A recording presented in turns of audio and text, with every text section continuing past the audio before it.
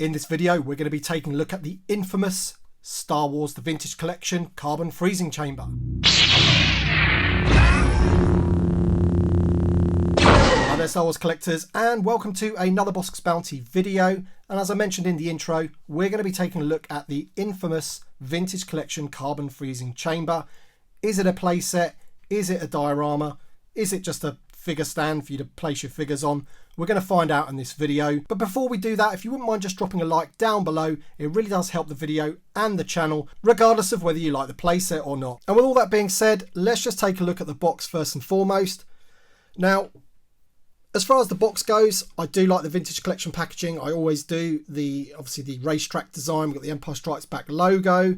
It does look vintage. I do like the way they do that. I like the different tones of the colours that they've used with the oranges and the purples and the blues. It does look like the colours of the Carbon Freezing Chamber and Cloud City and things like that. So they've got the box nicely done. It looks good. That's the front of the box. There's the top of the box. You can see they've got two of them set up here with a few figures on there. And there's a picture of the playset. Back of the box.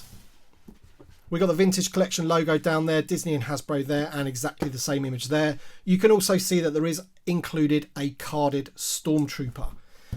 And we'll get into that in a second. Side of the box, there's another image there of Vader and Luke, just showing what else you can do. And this side of the box has Vader ordering the carbonite block down or whatever. So that's the box. Let's crack it open, see what you have to put together to build it and everything like that. And then we can take a look at it in more detail. For those of you that were wondering, this is how it is packaged within the box. So we can see all the pieces over here on this side. And we do have the figure there. Nothing really holding him in place there, which is a bit disappointing. Hopefully I've got no dented corners. Looking at it from here, it looks okay, but we'll take a closer look in a second. As with all Vintage Collection vehicles and playsets, you do get instructions in the style of the Vintage Kenner, which is always nice. Even has the Kenner logo at the bottom there. So this is something to get excited about, I guess. There's all the pieces of the set, and here is the carded Stormtrooper. He is VC 171 in the line, and then you can see some other figures that we've had already. This card is okay, very, very slightly warped, nothing too major that's wrong with it. One thing I have noticed about the image of the Stormtrooper is that it's actually a flipped image of the Stormtrooper, because you can see there he has his holster on the wrong side. Usually it is on the left side, I believe, of a Stormtrooper, hanging down on his left leg. And as you can see there, it's hanging down on his right leg. But I do like this card back. It's a nice card back, but this is definitely not the figure that I would have chosen to go in the playset. I would have chosen maybe an Ugnaught or a Lobot, or most importantly, a Lando Calrissian, which we're desperately in need of a redo. And it's quite astounding, really, that we haven't had the Lando Calrissian this year. But yeah, I've mentioned that quite often before, so I won't go on about that too much. But there's the figure. I'll just put that down here for the time being. I'm not actually going to open the figure. It's just a standard Stormtrooper. I want him carded, and I'm not going to buy two of the sets to get a carded and loose Stormtrooper. He's just going to stay in the package there, because essentially that is kind of what I wanted this set for, is the exclusive figure inside. Anyway, here's all the bits and bobs. You can see that it does have this translucent orange piece on the bottom of the stairway. That's so that the light can come through, and we're going to see how well that works with a light underneath in the dark, just to see how well that works and see how, you know, screen accurate we can get the playset. But I'm going to go ahead and build this now. There's some other bits and pieces. These are quite rubbery plastic. Yeah, let's just build it. All right then, so I've built the stand or playset or whatever, and this is essentially how I think, if I was to display this, which I'm not going to because it's too big, I think it should be displayed. I think it's a good enough platform to have Vader and Luke with some kind of like silhouette up there with the light underneath. I haven't really got enough lights to light the complete stairway up, but if I just move the light there, you can really see the glow. And I think that's kind of the effect that they were going for, to get that glow effect for the carbon freezing chamber area. And part of me thinks that they have done quite a good job in that sense, but it's when you turn the lights on that essentially the whole thing falls down. So let's turn some lights on. Right. So you can see that it's pretty big. It's too big for my table. And therein lies the problem for me. If you're supposed to have two of these to join them together to get the whole thing, then the thing's just going to be too big. Perhaps for photography, I could see it being used, and I could see people doing some genius things with it. People are actually good at, photographing figures. That's not really me, I must admit. I'm not really too good at that sort of thing. It's something I'd like to get into, but ultimately I think the amount of figures that you need to populate this thing in and around here, I mean, I'll set some up in a second, and then we'll go through the play features that this thing has. But I just want to talk about the quality of it, and this is where it falls down for me.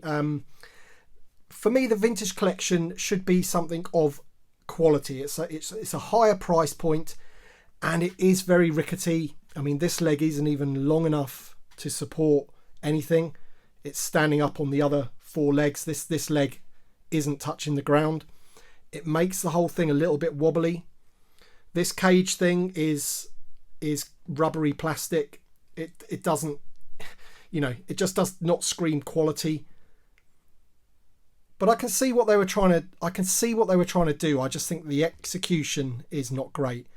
The platform sits upon the carbon chamber piece here, except it doesn't actually clip in or anything, so it's very loose, so it actually does turn, which is a problem, because as soon as you want to actually engage that, if you want to push it back up, there you go, everything falls down.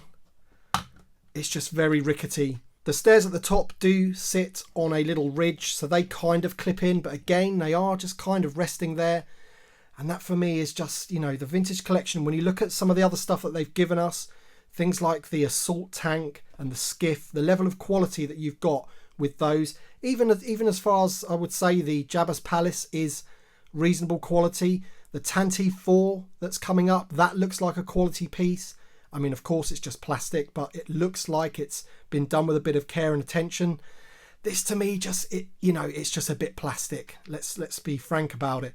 It is not great quality, but with the light off there, it looked pretty good. I do admit that it looked pretty good with that, but I'm just going to put some more figures on it for how it would be without, the Vader scene. So there you go. That's about all I can find at the moment for my collection to put on this. So, I've got a vintage Lando there because I do not have opened the VOTC version, and frankly, this guy's better anyway. So we need a new Lando. That Lobot's actually quite a good Lobot. I've got a vintage Stormtrooper there. These two guys, one of these two guys on a vintage style card back should have been included in this set with the little control panel. The fact that this whole thing is missing the control panel for this is just a bit weird. I find it astounding, really. And this is where I just feel that they've missed the mark on the set. It's just missing some vital details. And yeah, for me, I've bought this because I want the Stormtrooper inside. I want that as part of my collection on my wall. I think it's a nice Stormtrooper on a decent looking card back. But the playset or diorama is not for me. I just do not have the space to be able. This takes up my whole desk. It is huge. So from that point of view, it is, you do get a lot for your money in terms of size, but you don't get a lot for your money in terms of quality. And, I just think it's a bit of a half a job, really. And I don't mean that in the sense that you're only getting half the playset and you have to buy two if you want the whole set, because I don't actually believe you need two to complete the scene. I think having this scene of Vader and Luke up here and the actual carbon bit down here like that is enough. I don't think you need two really to complete the scene. I think that's completely optional. But I just think, it should have included control panels. It should have had more detail, and it's lacking in those areas. But let me know your thoughts in the comment section below. I'd like to know your thoughts on how it looked with the lights off and with the LED light underneath shining through. I personally think that was what they were aiming for, and it didn't look too bad with the two characters up at the top, Vader and Luke. The silhouettes of them look pretty good. I thought that looked pretty awesome. But again, that isn't, you know, my collection room. I'm going to be displaying things in the light. I shouldn't be having to display things in the dark. And again, that's where it falls down for me. But yeah, let me know your thoughts in the comment section below. Thank you very much for watching this video, and we shall see you on the next one.